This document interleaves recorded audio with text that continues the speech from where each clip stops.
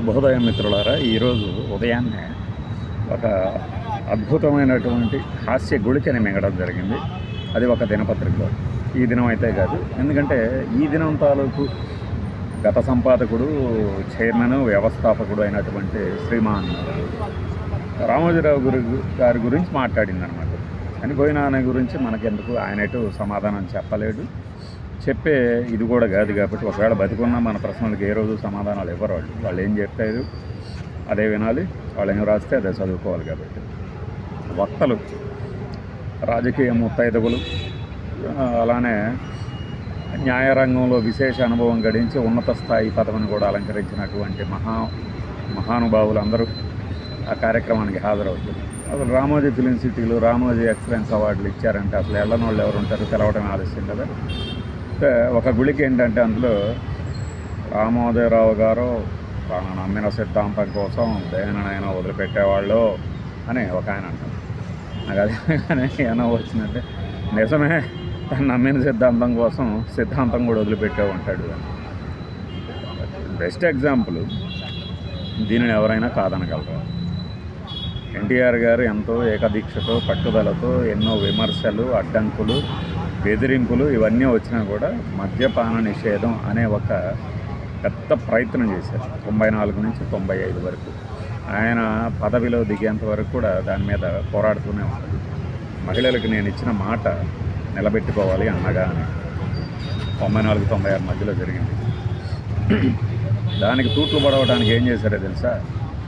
ఇప్పుడు ఈ మాట చెప్పిన మహానుభావుడను పైన ఉన్నటువంటి ఆ మహానుభావుడు కలిసి ఎకాఎకిన మద్యపాన నిషేధంతో ఏమవుతుందంటే చాలామంది ఆరోగ్యాలు దెబ్బతింటున్నాయి. పైగా పొరుగు రాష్ట్రాలకు వెళ్ళి తెచ్చుకొని తాగుతున్నారు.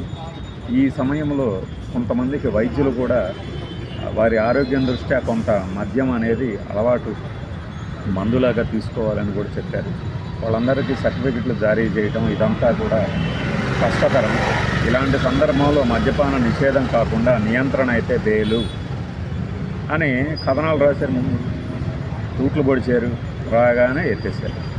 సారా నిషేధం కాస్త, మద్య నిషేధం కాస్త అలా తూట్లు పొడవబడినటువంటి మహా సందర్భం అది. నమ్మిన సిద్ధాంతం ఇది, మనం నమ్మిన సిద్ధాంతం. ఇంకొక పెద్ద ఆయన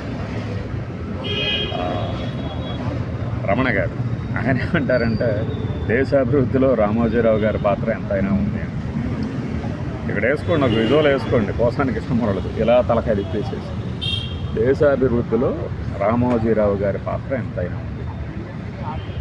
అంటే వాళ్ళు ఏం చెప్తే మేము వినాలి, అది వినాలి.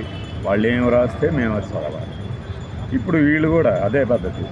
వాళ్ళు ఏం చెప్తే మేము విని ఆహా ఊహా అని భజన చేయాలి. ఇంకొక ముత్తైదవ గారు ఉన్నారు, పాపం ఆయనకు రాజకీయాలంటే విపరీతమైన ఆసక్తి. పదవేమో ఉపరాష్ట్రపతి పదవి ఇచ్చారు, ఆ తర్వాత దిగిపోయారు. ఇప్పటికీ ఆసక్తి. మీరు ఎక్కడైనా చూడండి, ఇక తెలుగు భాష అంటే చాలు నన్నే పిలుస్తారు ఎక్కడికైనా. నేను ఎక్కడికి వెళ్ళినా ఈనాడు పేపర్నే చదివేవాడిని, అంతగా విలువలు. వీళ్ళ మాటలు విన్న తర్వాత ఏంటంటే తెలుగు సాహిత్యం కానీ, తెలుగు పత్రికా రంగం కానీ ఈనాడుతోనే ప్రారంభమైందేమో అనుకునే భ్రమలకు నెట్టేస్తారు. ఆంధ్రపత్రిక, కృష్ణా పత్రిక, ఆంధ్రప్రభ, అంతెందుకు ఆంధ్రభూమి, ఇలాంటి పత్రికలు ఉండగా ఈనాడు. అయితే ఇక్కడ చంద్రబాబు నాయుడు గారు ఇంకో గొప్ప మాట అన్నారు. వెంకయ్యనాయుడు గారు అనేక వ్యాపారాలని ఒకే గొడుగు కింద తీసుకొచ్చిన ఘనత రామోజీరావు గారు. నిజమే, మరి జర్నలిజం కూడా వ్యాపారం అయింది కదా, కరెక్ట్ మాట అనుకుంటా. ఇప్పటికీ జమీన్ రైతు అనే ఒక, ఇప్పుడు వెబ్లో వస్తుంది, నాకు తెలిసి నెల్లూరు వైపు ఫిజికల్ కాపీ కూడా వస్తుంది. దానికి ఎంత చరిత్ర ఉందో తెలుసా? అంటే మనమే ఏదో తెలుగును బతికిస్తున్నామనే భ్రమలో, అంటే మన చుట్టూ ఉన్న ఎకో సిస్టమ్ని కూడా అలా తయారు చేసాం కదా, మనం తప్పితే ఇంకొకళ్ళు లేరు. బహుశా ఏంటంటే ఈ పత్రికా రంగాన్ని ఒక ఏ వృక్షమైనా అనుకోండి, ఆ వృక్షంలాగా చేయడంలో ఆయన సక్సెస్ అయ్యాడు. ఒకదాన్ని అడ్డం పెట్టుకుని రాజకీయాలను శాసించవచ్చు, తన ఇంట్లోనే కూర్చొని మంత్రులు ఎవరు, ఎమ్మెల్యేలు ఎవరు, టిక్కెట్లు టిక్కి పెట్టవచ్చు అనేదాన్ని ప్రూవ్ చేశాడు.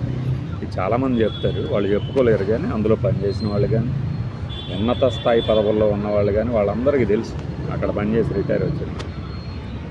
అందుకే ఈయన దేశాభివృద్ధిలో ఆయన పాత్ర ఉందన్న, ఇంకొక ఆయన వ్యాపార రంగాలను ఒకే గొడుగు కిందకు తీసుకొచ్చారన్న, గుళికలే తట్టుకోలేకపోతున్నాం అన్నమాట. ముఖ్యంగా ఇదే నమ్మిన సిద్ధాంతం కోసం అంటే ప్రతి వాడికి ఒక సిద్ధాంతం ఉంటుంది, దానికోసం ఏమైనా చేస్తారు, మార్చుకుంటారు కూడా నమ్మిన సిద్ధాంతాలు. అది గుర్తొచ్చింది. బాయ్.